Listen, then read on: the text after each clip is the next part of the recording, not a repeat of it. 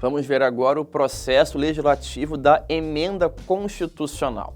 A emenda constitucional é fruto do poder constituinte derivado reformador, sendo que o artigo 60 da Constituição vai mencionar quem são os legitimados para apresentarem uma PEC, uma proposta de emenda constitucional.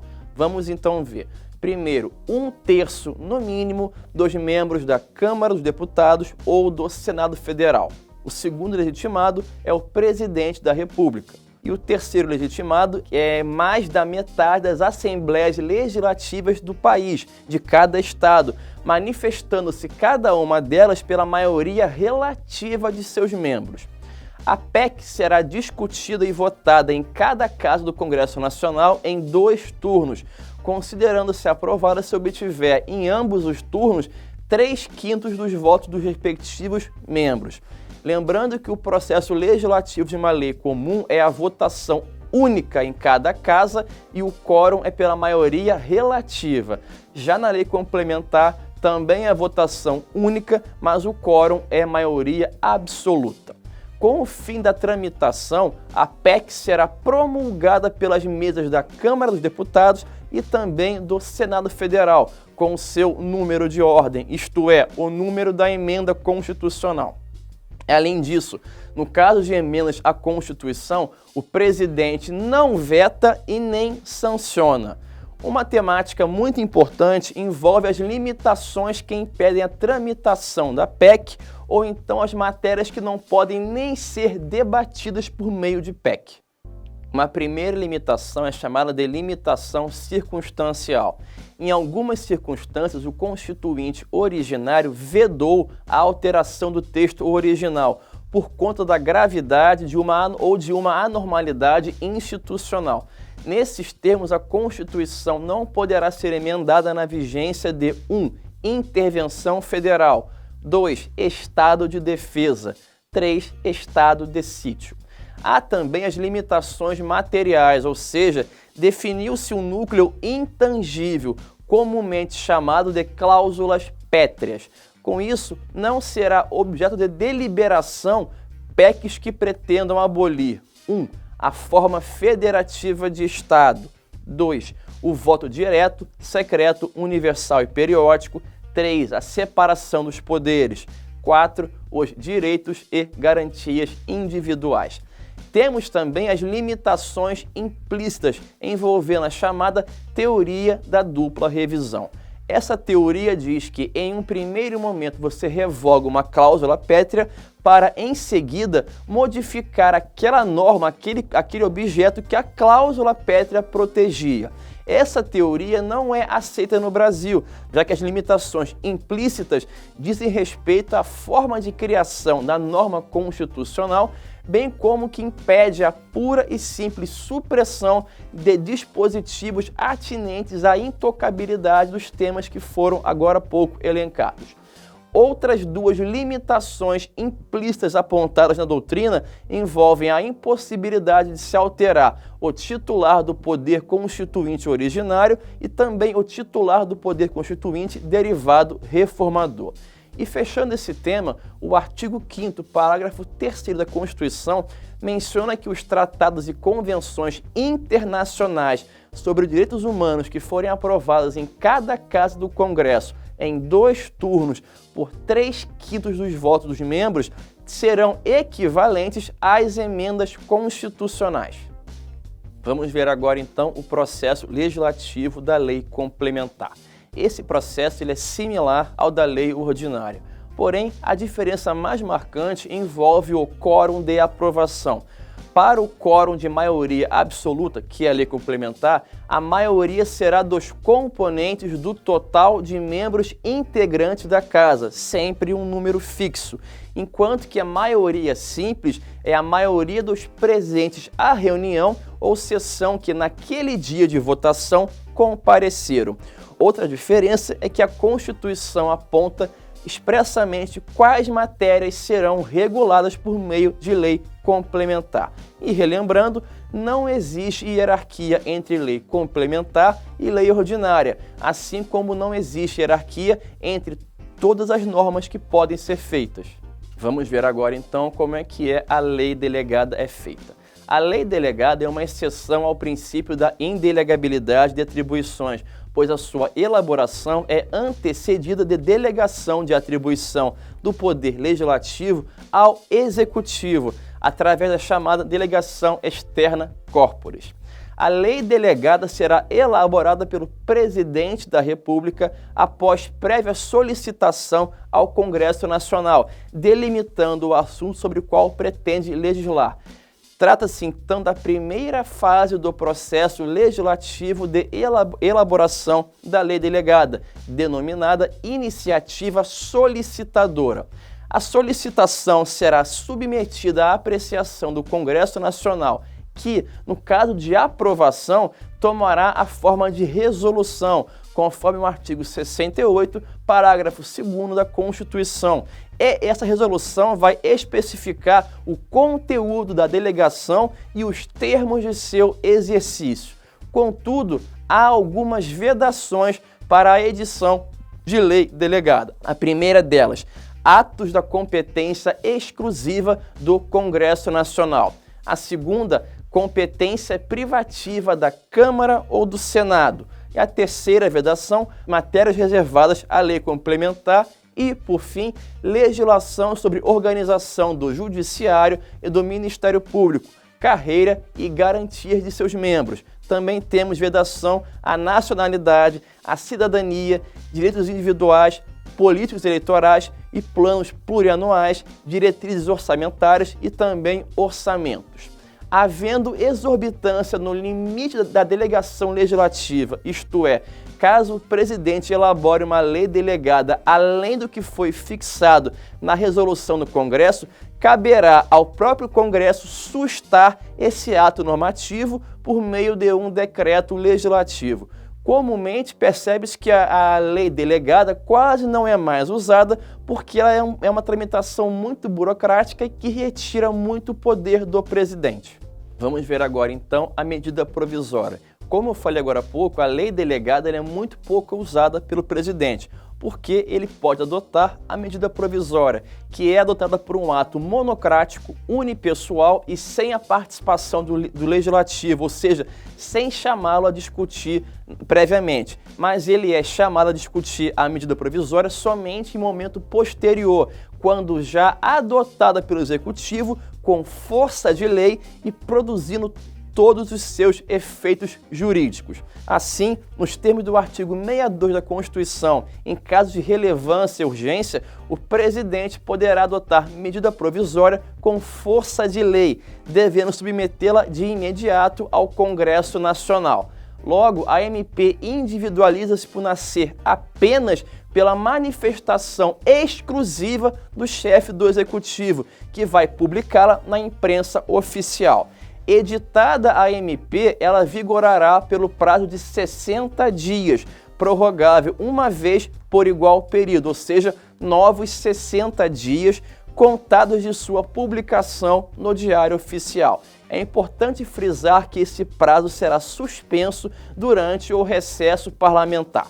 A medida provisória será, então, submetida de imediato ao Congresso Nacional, cabendo a uma comissão mista de deputados e senadores examiná-la e sobre ela emitir um parecer, apreciando seus aspectos constitucionais, inclusive a questão da relevância e da urgência e também o seu mérito, bem como a sua adequação financeira e também orçamentária. Publicada a medida provisória e tendo ela força de lei, as demais normas do Brasil, da ordem jurídica, que com ela sejam incompatíveis, terão a sua eficácia suspensa.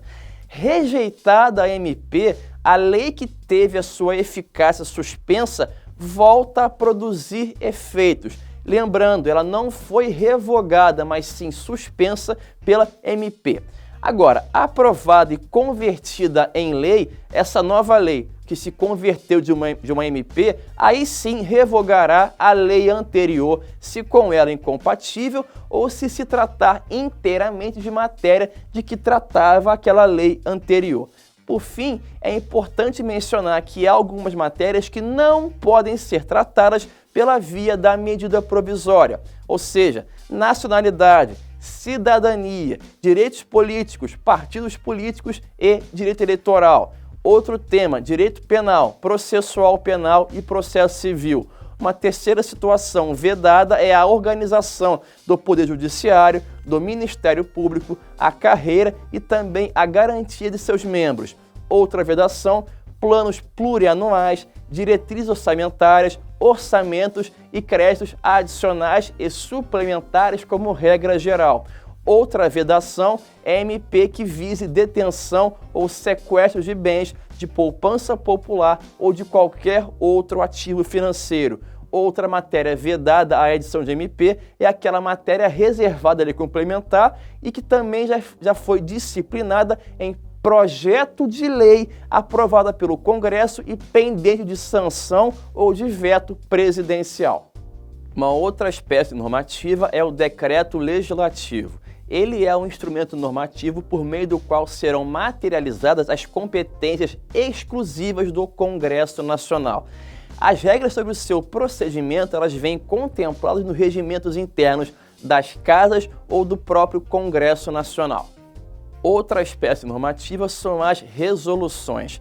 Elas servem para regulamentar as matérias de competência privativa da Câmara, do Senado e algumas de competência do Congresso Nacional, fixadas, além das poucas hipóteses constitucionais, em seus regimentos internos. Como exemplo, o artigo 68, parágrafo 2º da Constituição, diz que o Congresso Nacional delegará competência ao presidente para elaborar a lei delegada por meio de resolução. Vamos ver agora então o importante tema da função de fiscalização do Poder Legislativo. Além do controle interno que o Legislativo deve exercer, ele também possui a função de exercer o controle externo. De acordo com o artigo 70 da Constituição, esse controle ocorrerá através da fiscalização contábil, financeira, orçamentária, operacional e patrimonial da União e das entidades da administração direta, pertence ao Executivo, Legislativo e Judiciário ou então da administração indireta, levando em consideração a legalidade, a legitimidade, a economicidade e a aplicação das subvenções e também das renúncias de receita. Existe um sistema harmônico, integrado e sistêmico de convivência entre o controle interno de cada poder e o controle externo feito pelo Legislativo com o auxílio do Tribunal de Contas. Frise-se que o controle externo será feito pelo Congresso Nacional com o auxílio do Tribunal de Contas da União no plano federal. O TCU é integrado por 9 ministros, tem sede na capital federal, quadro próprio de pessoal e uma espécie de jurisdição em todo o território brasileiro. Apesar do nome, o Tribunal de Contas da União não é um tribunal propriamente dito, mas sim um órgão técnico que, além de emitir pareceres, ele exerce outras atribuições de fiscalização, de controle e também, em alguns casos, de julgar contas de autoridades públicas. Assim, os tribunais de contas ostentam uma posição eminente na estrutura constitucional brasileira, não estando subordinados por nenhum vínculo de ordem hierárquica ao poder legislativo, ou seja, eles não são órgãos e nem organismos do próprio legislativo, mas possuem a função de auxiliar esse poder. A competência institucional do Tribunal de Contas não deriva, por isso mesmo, da delegação de órgãos do Poder Legislativo, mas traduz uma emanação que resulta primariamente da própria Constituição Federal. A Constituição Federal ela vai elencar as competências do TCU, que também, pela simetria, se estendem para os tribunais de contas dos estados ou para o Tribunal de Contas do município, onde houver, e também para os tribunais de contas dos municípios. Vejamos algumas competências que estão na Constituição. A primeira delas, apreciar as contas prestadas anualmente pelo presidente mediante parecer prévio, que deverá ser feito em 60 dias a contar de seu recebimento.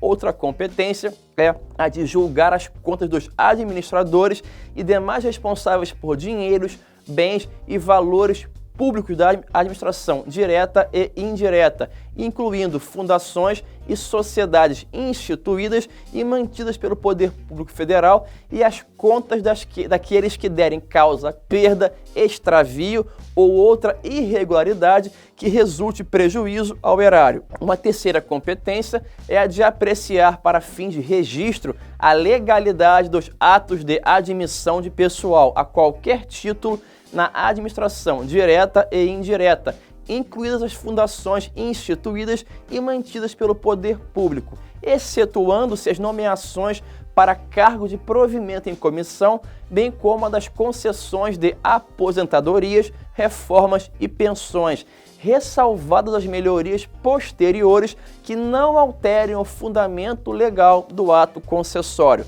Outra atribuição é a de fiscalizar as contas nacionais das empresas supranacionais de cujo capital social a União participe, de forma direta ou indireta, nos termos do Tratado Constitutivo, como a Itaipu Binacional, por exemplo. Uma outra competência é a de aplicar aos responsáveis, em caso de ilegalidade de despesa ou irregularidade de contas, as sanções previstas em lei, como, entre outras combinações, a multa proporcional ao dano causado ao erário.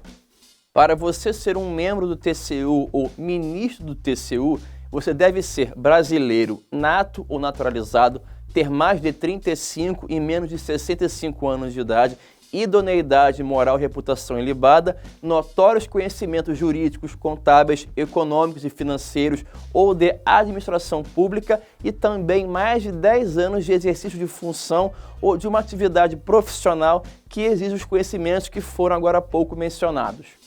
Os membros do TCU serão nomeados após escolha, que ocorrerá da seguinte forma: 1/3 pelo Presidente da República, com aprovação do Senado Federal pelo quórum de maioria simples, sendo 2 alternadamente entre auditores e membros do Ministério Público junto ao Tribunal, indicados em uma lista tríplice.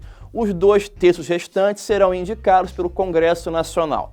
As normas que estão estabelecidas para o TCU aplicam-se no que couber e por simetria à organização, composição e fiscalização dos Tribunais de Contas dos Estados, ou TCEs. Nos TCEs, ao contrário do TCU, haverá 7 conselheiros. Outro ponto importante é que a Constituição vedou expressamente a criação de Tribunal de Contas Municipal, mantendo-se os que já existiam. Uma diferenciação muito importante envolve o Tribunal de Contas do município, apenas um, do Tribunal de Contas dos municípios. O primeiro é um órgão municipal para atuar em um único município. O segundo é um órgão estadual que irá atuar nos municípios do estado pertinente. Vimos então como é que funciona o processo legislativo no Brasil e também a sistemática de fiscalização e de controle que o Poder Legislativo exerce com o auxílio do Tribunal de Contas sobre todo o poder público brasileiro.